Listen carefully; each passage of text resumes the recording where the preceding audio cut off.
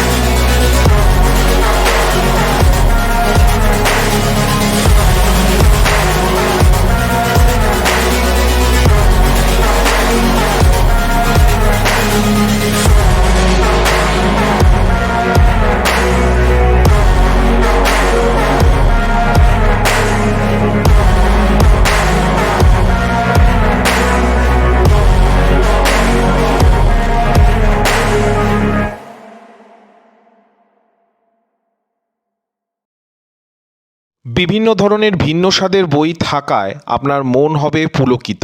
এখানে সাহিত্য, অনুবাদ সাহিত্য, কবিতার বই, প্রবন্ধ, ছোট গল্প, অনুগল্পের হরেক রকম সম্ভার নিয়ে উপস্থিত বিভিন্ন প্রকাশনী সংস্থা এবং বুক স্টলগুলি।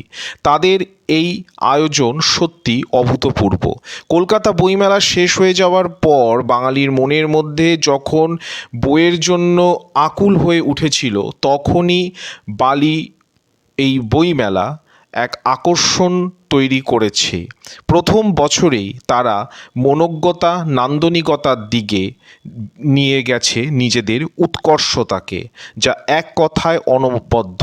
এখানে সুনীল গাঙ্গুলি, সত্যজিৎ রায়, সৌমিত্র চট্টোপাধ্যায়ের জীবনের ওপর, তাদের সৃষ্টির ওপর বিভিন্ন ধরনের বই কিন্তু রয়েছে, যা আপনার জ্ঞানেন্দ্রিয়কে আরও বেশি শক্তিশালী করবে। এর পাশাপাশি চলচ্চিত্র সংক্রান্ত বইও রয়েছে। চলচ্চিত্র যা আমরা শুধু টিভিতে দেখি বা সিনেমা হলে গিয়ে দেখি, কিন্তু তা সত্ত্বেও চলচ্চিত্রের যে নিজস্ব ভাষা, ভাষ্য রয়েছে, সেই বইগুলো কিন্তু এখানে বিশেষ আকর্ষণের কেন্দ্রবিন্দু হয়ে উঠেছে।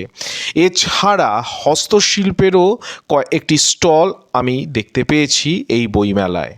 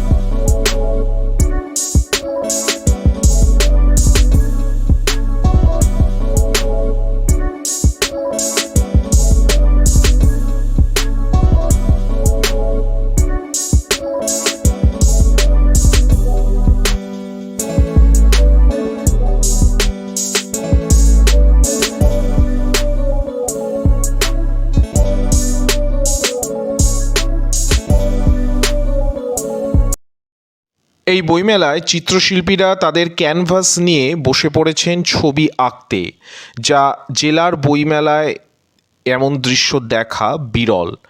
এটা এই বইমেলার ক্ষেত্রে এক অনন্য নজির বলে আমি মনে করি।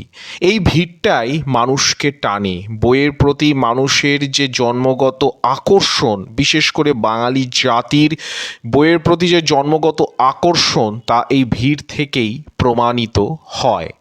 তাই বইমেলায় আসুন, বই কিনুন। আমাদের এই উদ্যোগ যদি ভালো লেগে থাকে তাহলে অবশ্যই লাইক, সাবস্ক্রাইব এবং শেয়ার করে আমাদের সঙ্গে থাকুন। এছাড়াও বইমেলা নিয়ে, কলকাতা বইমেলা নিয়ে এবং জেলার বইমেলা নিয়ে আমরা একাধিক এপিসোড করেছি, তা অবশ্যই আমাদের চ্যানেলে দেখবেন।